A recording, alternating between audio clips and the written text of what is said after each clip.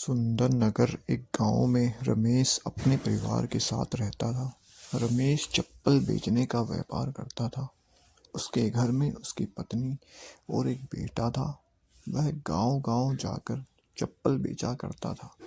वह दिन में 5 जोड़ी चप्पल बनाता और उन्हें बेच पाता था। उसका गुजारा चप्पल बेचकर ही होता था।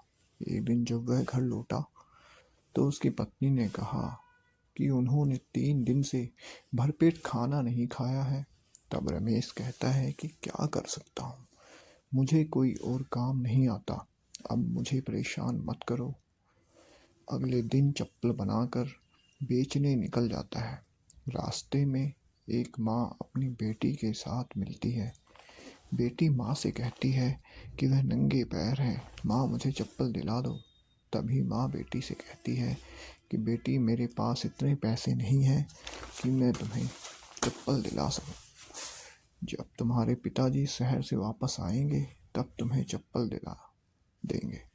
तभी रमेश कहता है दिला दीजिए, सिर्फ 12 आने की हैं। पर बच्ची की माँ कहती है उसके पास पैसे नहीं हैं। तभी रमेश को दया आ जाती है, वह उसकी बेटी को चप्पल दे देता है। तभी वह रमेश से कहती है मेरे पास कुछ नहीं है आपको देने के लिए।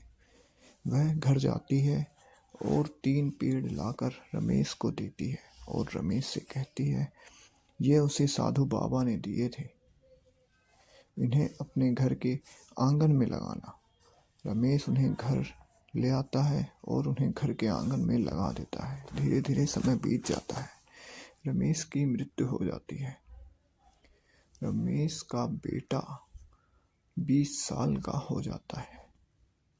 घर के आंगन के तीनों पेड़ बड़े हो जाते हैं। रमेश का बेटा अपनी माँ से कहता है माँ, सबके माँ बाप अपने बच्चों के लिए खेत जमीन जायदाद छोड़ कर जाते हैं, मेरा बाप 3 पेड़ छोड़ कर गया है। वह गुस्से में एक डंडा लेकर आता है और एक पेड़ पर मारता है तो पेड़ से पानी निकलना शुरू हो जाता है। तभी उसकी माँ कहती है वो दूसरे पेड़ पर भी मारे तो उससे आग निकलनी शुरू हो जाती है और इस तरह वो तीसरे पेड़ पर मारता है तो उस पर चप्पलें उगाती है। अब वह अपने पिता रमेश को याद करता है। वह शहर जाता है और शहर जाकर चप्पल और पानी बेचना शुरू करता है। इस तरह वह जल्दी अच्छे पैसे कमाना शुरू कर देता है और पानी और चप्पल बेचकर वह अमीर